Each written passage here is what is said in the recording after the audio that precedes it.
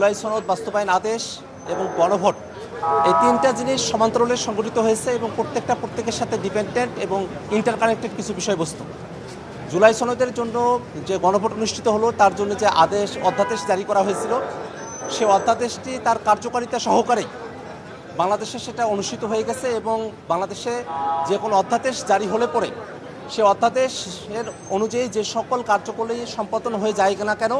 সব কিছুকেই বৈধ আকারে ধরে নেওয়া হয়। পরবর্তীতে যদি সেই অধ্যাদেশগুলো সংসদে কার্যকারিতা নাও পায় সেটাকে বৈধ হিসেবে ধরে নাও হয়, কিন্তু সেই অধ্যাদেশ অনুযায়ী ইতিমধ্যে যা কিছু সম্পাদিত হয়েছে সব কিছুকে কিন্তু আইন অনুযায়ী বৈধ হিসেবে ধরে নেওয়া হয়। সরকার দল গণভোটের জন্য যে অধ্যাদেশ সেই অধ্যাদেশকে তারা যদি সংসদে অ্যাপ্রুভ নাও করেন, যে গণভোট অনুষ্ঠিত হয়েছে সেটাকে কোনোভাবেই অবৈধ বলার কোনো সুযোগ নেই, বরং গণভোট অবশ্যই বৈধ এবং আইনগতভাবে তার বৈধতাকে কোনোভাবেই আর চ্যালেঞ্জ করা যাবে না। কিন্তু আমরা তারপরেও সরকার দলের কাছে আমরা আহ্বান রাখবো, যদিও গণভোটের যে অধ্যাদেশ সেটা তার কার্যকারিতা সম্পূর্ণ করেছে, তারপরেও বাংলাদেশের যে কালচার, বাংলাদেশের যে গণভোটের প্রতি মানুষের যে আকাঙ্ক্ষার জায়গাগুলো ছিল সেগুলোকে বিবেচনায় রেখে গণভোটের যে অধ্যাদেশ সেটাকেও যেন 133টি অধ্যাদেশের সঙ্গে এই পার্লামেন্টে উত্থাপন করা হয়েছে এবং সেটাকেও যেন পাশ করা হয়, সে ব্যাপারেই আমরা সরকারের কাছে আমরা আহ্বান জানাবো। পাশাপাশি আমরা একটা বিষয় একটু বলতে চাই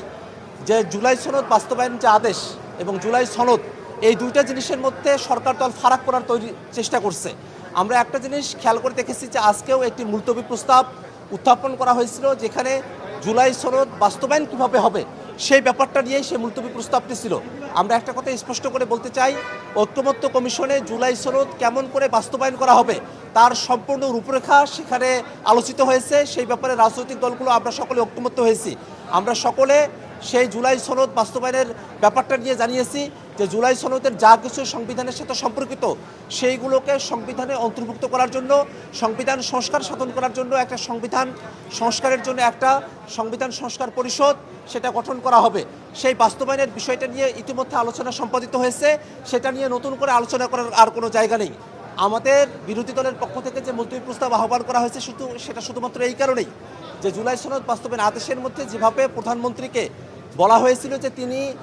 জুলাই সনদ বাস্তবায়নের জন্য সংবিধান সংস্কার পরিষদের তিনি অধিবেশন আহ্বান করবেন, সেই অধিবেশন যে আহ্বান করার জন্য তিনি রাষ্ট্রপতিকে চিঠি দেন নাই, যে অধিবেশন আহ্বান করা হয় নাই, বিএনপি যে এখনো পর্যন্ত ঢিলিমি করে চলছে সেই বিষয়টা নিয়েই আমরা জনগণের কাছে তাদের ব্যাখ্যাগুলো কি এবং তারা যে জনগণের সঙ্গে প্রতারণা করছে সেই বিষয়টাই আমরা এই বিষয়টার মধ্যে দিয়ে খোলাসা করতে চাই।